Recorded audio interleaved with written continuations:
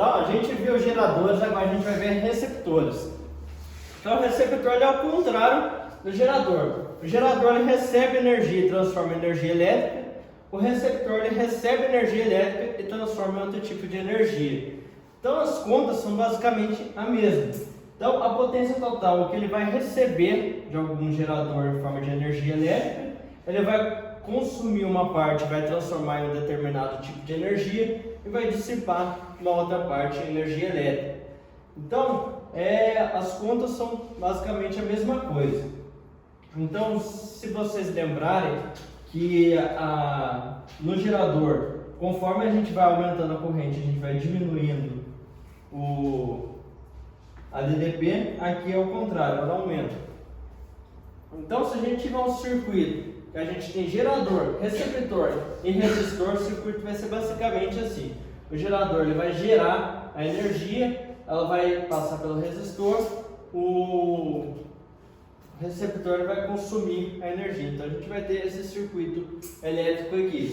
Se a gente fosse querer calcular a corrente que circula isso daqui, a gente ia ter a energia eletromotriz do gerador menos a energia eletromotriz do receptor, dividido pela resistência interna do gerador, mais a resistência interna do receptor, mais a resistência equivalente do circuito como um todo. Então, essa parte, tanto aqui quanto do gerador, são partes teóricas, que geralmente não são tão cobradas em exercícios. A gente geralmente utiliza receptores e geradores ideais. Gerador ideal não tem resistência interna, receptor ideal também não tem resistência interna.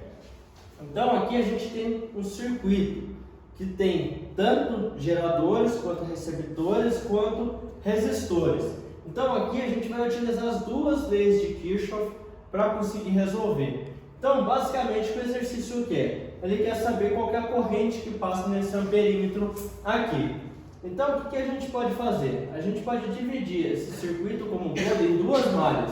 A gente tem essa malha aqui e depois tem essa malha aqui. Então, se a gente lembrar da segunda lei de Kirchhoff, a somatória da DDP na primeira malha tem que ser igual a zero e na segunda malha também.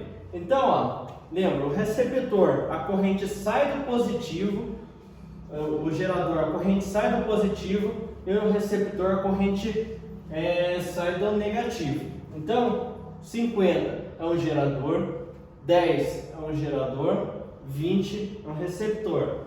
Esse 60 aqui também é um receptor. E aqui a gente tem as resistências. Então vamos começar daqui. Então a gente tem 50 volts mais resistência vezes corrente, que é a DDP, U é igual a R vezes I, mais 10, menos 20, mais a resistência vezes a corrente I2, porque a corrente que sai daqui, quando ela chega nesse nó, ela se divide. Então aqui é I1 ainda, mas aqui o que vai passar é o I2. Então 4 vezes I2, mais 2 vezes I1, aqui é um receptor, então é menos 60, mais 4 vezes I1. Então essa é a nossa primeira malha, tudo isso vai ser igual a zero.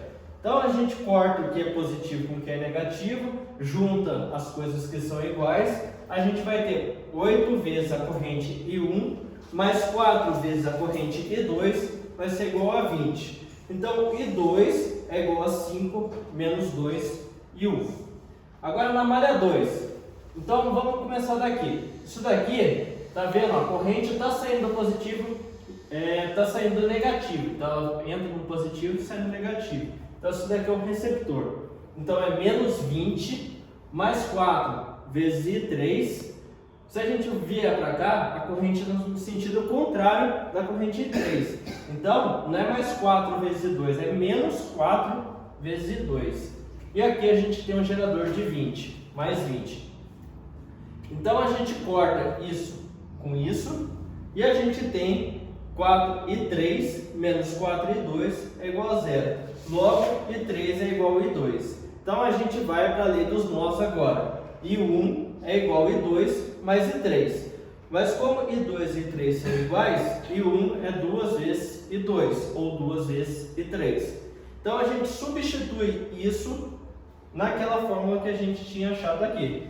A gente vai achar que I2 é igual a 1, I3 é igual a 1. Como I1 é 2 vezes I2, então I1 é igual a 2 ampere. Então a corrente que passa nesse amperímetro aqui é 2 ampere.